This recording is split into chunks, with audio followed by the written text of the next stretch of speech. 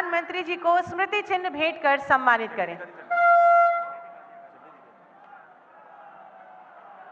और वो स्वर्णिम घड़ी आ गई जबकि भारत के यशस्वी माननीय प्रधानमंत्री जी के द्वारा हरी झंडी दिखाकर बनारस से 4 नई वंदे भारत एक्सप्रेस बनारस खजुराहो, एर्नाकुलम बेंगलुरु, फिरोजपुर से दिल्ली और लखनऊ से सहारन वंदे भारत एक्सप्रेस ट्रेन सेवाओं का एक साथ शुभारंभ किया गया है।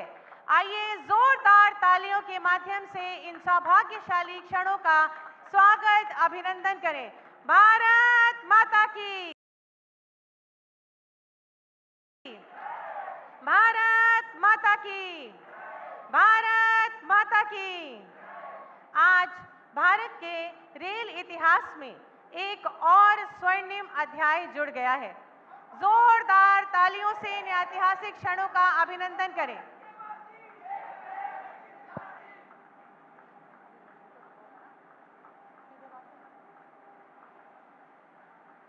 यह क्षण केवल नई ट्रेन सेवाओं का आरंभ नहीं, बल्कि आत्मनिर्भर भारत की दिशा में बढ़ता एक और सशक्त और आत्मनिर्भर कदम।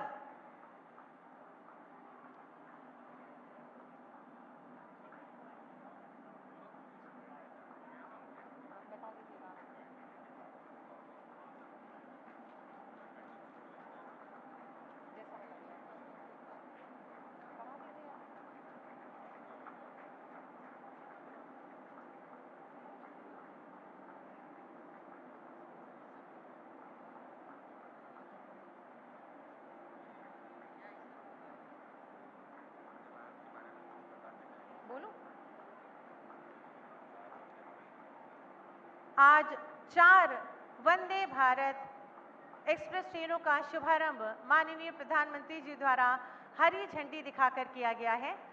वंदे भारत एक्सप्रेस ने हर भारतवासी के जीवन को एक नई दिशा, नई गति और नई ऊर्जा दी है। सभी गणमान्यों से अनुरोध है कि करतल ध्वनि करते हुए इन गौरवशाली क्षणों के साक्षी बने। ये ट्रेन जो आज इस प्लेटफॉर्म नंबर 8 से बनारस से खजुराहो जा रही है, ये एक आध्यात्म की नगरी को विरासत के नगर से जोड़ेगी। माननीय प्रधानमंत्री जी की एक भारत श्रेष्ठ भारत की संकल्पना की साक्षात सिद्धि इस ट्रेन के माध्यम से हो रही है। इस ट्रेन में हमारे देश के उज्जवल भविष्य का प्रतीक नन्हे मुन्ने बच्चे सवार हैं। बहुत बहुत धन्यवाद, आभार माननीय प्रधानमंत्री जी। मैं अनुरोध करूंगी उत्तर प्रदेश के माननीय मुख्यमंत्री श्री योगी आदित्यनाथ जी से कि वे माननीय प्रधानमंत्री जी को स्मृति चिन्ह भेंट कर सम्मानित करें।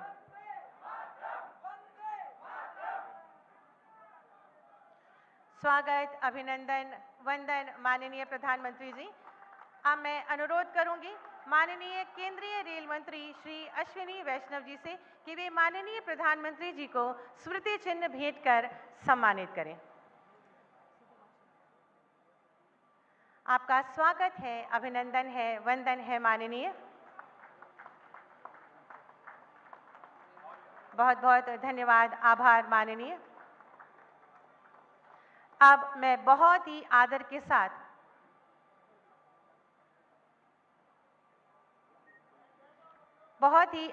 साथ माननीय प्रधानमंत्री जी से विनम्र अनुरोध करूंगी कि आज के शुभ अवसर पर अपने प्रेरणादायी शब्दों से हम सभी का मार्गदर्शन करें।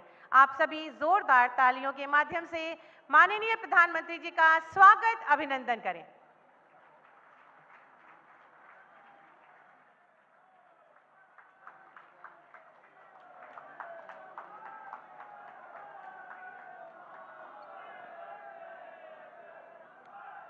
हर हर महादेव।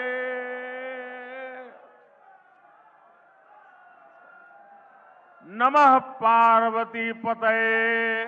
हर हर महादेव।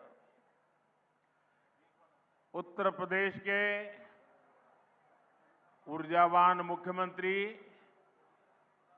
योगी आदित्यनाथ जी केंद्रीय मंत्रिमंडल में मेरे साथी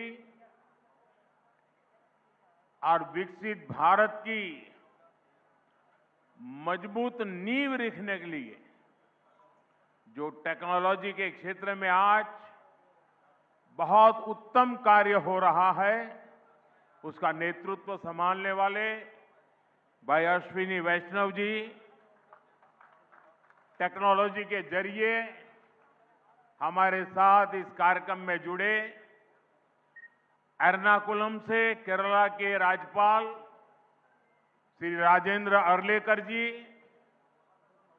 केंद्र में मेरे साथी सुरेश गोपी जी, जॉर्ज कुरियन जी, केरला के इस कार्यक्रम में उपस्थित अन्य सभी मंत्री, जनप्रतिनिधिगण, फिरोजपुर से जुड़े केंद्र में मेरे साथी, पंजाब के नेता रवनीत सिंह बिट्टू जी, वहां उपस्थित सभी जनप्रतिनिधि, लखनऊ से जुड़े यूपी के डिप्टी सीएम ब्रजेश पाठक जी, अन्य महानुभाव और यहां उपस्थित काशी के मेरे परिवारजन,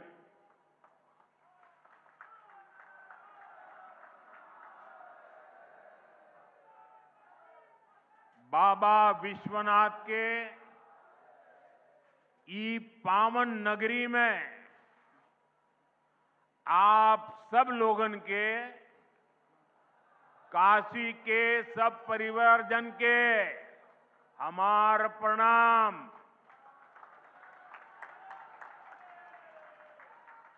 हम देखनी देव दीपावली पर कितना अद्भुत आयोजन भइल।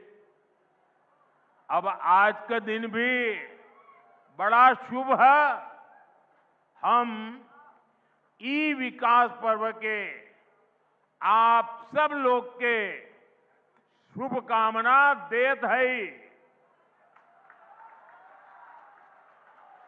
साथियों, दुनिया भर के विकसित देशों में आर्थिक विकास का बहुत बड़ा कारण वहां का इंफ्रास्ट्रक्चर रहा है। जिन भी देशों में बड़ी प्रगति, बड़ा विकास हुआ है, उनके आगे बढ़ने के पीछे बहुत बड़ी शक्ति वहां के इंफ्रास्ट्रक्चर डेवलपमेंट की है।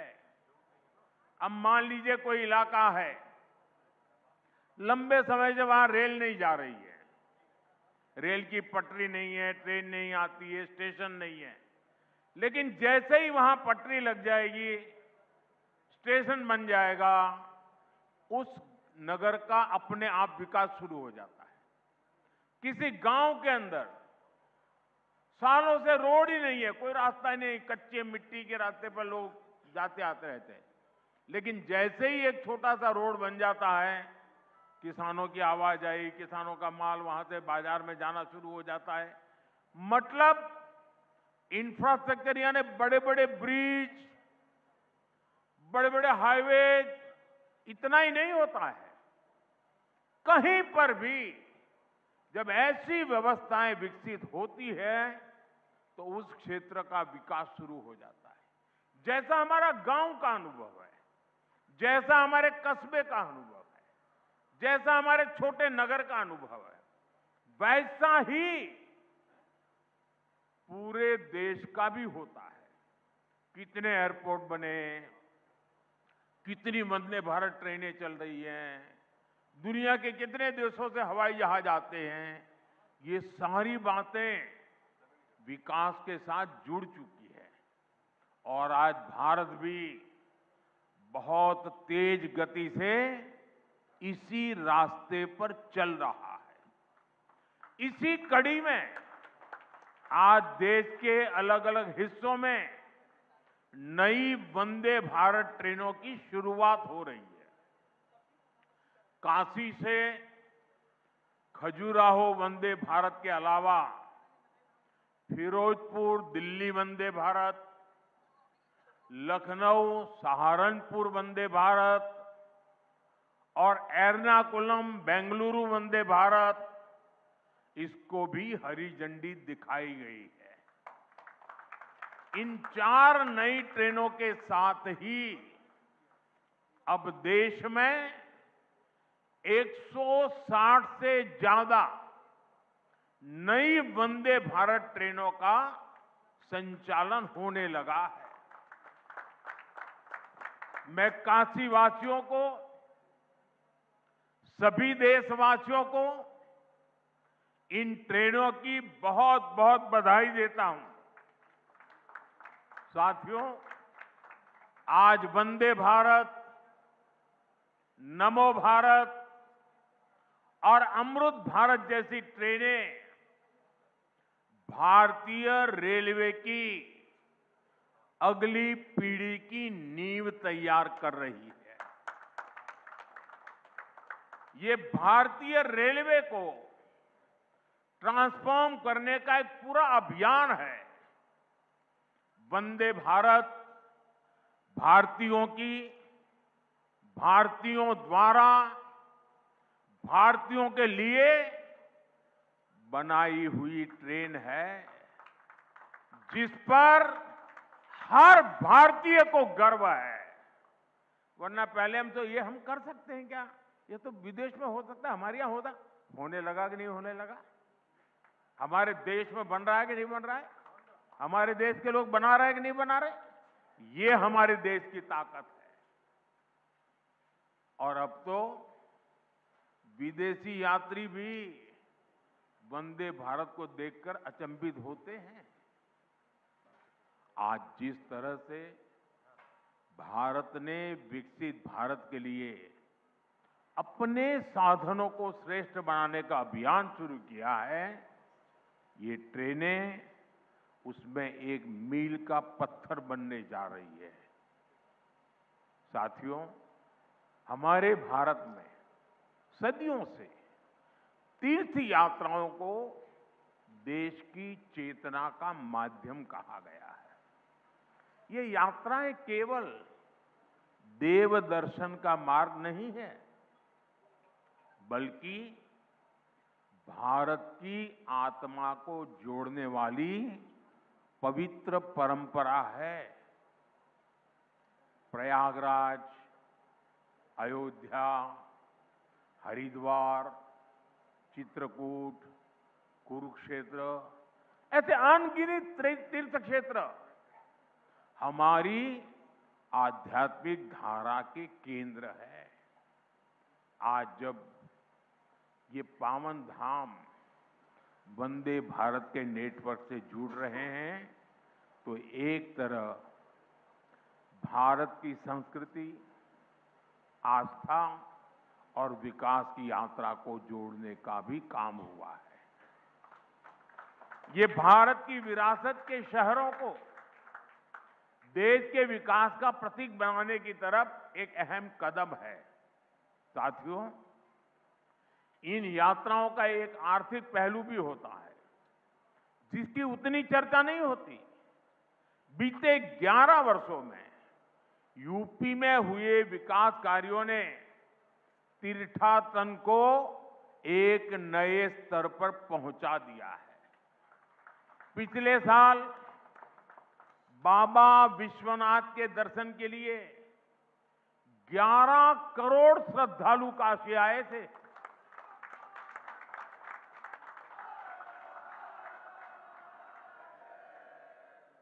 अयोध्या में राम मंदिर के निर्माण के बाद 6 करोड़ से ज्यादा लोग रामलला के दर्शन कर चुके हैं। यूपी की अर्थव्यवस्था को इन श्रद्धालुओं ने हजारों करोड़ रुपए का लाभ पहुंचाया है। इन्होंने यूपी के होटलों, व्यापारियों, ट्रांसपोर्ट कंपनियों, स्थानीय कलाकारों, नाव चलाने वालों को निरंतर कमाई का अवसर दिया है। इसके कारण अब बनारस के सैकड़ों नौजवान अब ट्रांसपोर्ट से लेकर बनारसी साड़ियों तक हर एक चीज में नए नए व्यापारों को शुरू कर रहे हैं। इन सब की वजह से यूपी में, काशी में समृद्धि का द्वार खुल रहा है। साथियों, विकसित काशी से विकसित भारत का मंत्र साकार करने के लिए हम लगातार यहां भी इंफ्रास्ट्रक्चर के अनेक काम कर रहे हैं। आज काशी में अच्छे अस्पताल, अच्छी सड़कें, गैस पाइपलाइन से लेकर इंटरनेट कनेक्टिविटी की व्यवस्थाएं लगातार विस्तार भी हो रहा है, विकास भी हो रहा है और क्वालिटेटिव इंप्रूवमेंट भी हो रहा है। रोपवे पर तेजी से काम हो रहा है।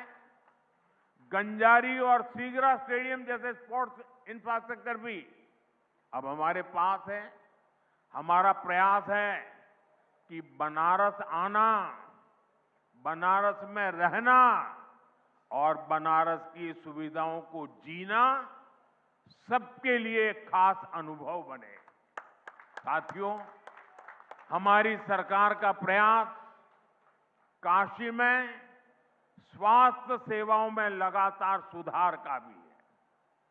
10-11 साल पहले स्थिति ये थी कि गंभीर बीमारी का इलाज कराना हो तो लोगों के पास सिर्फ बीएचयू का विकल्प होता था और मरीजों की संख्या इतनी ज्यादा होती थी कि पूरी रात खड़े रहने के बाद भी इन्हें इलाज नहीं मिल पाता था। कैंसर जैसी गंभीर बीमारी होने पर इलाज के लिए लोग जमीन और खेत बेचकर मुंबई जाते थे। आज काशी के लोगों की इन सारी चिंताओं को हमारी सरकार ने कम करने का काम किया है।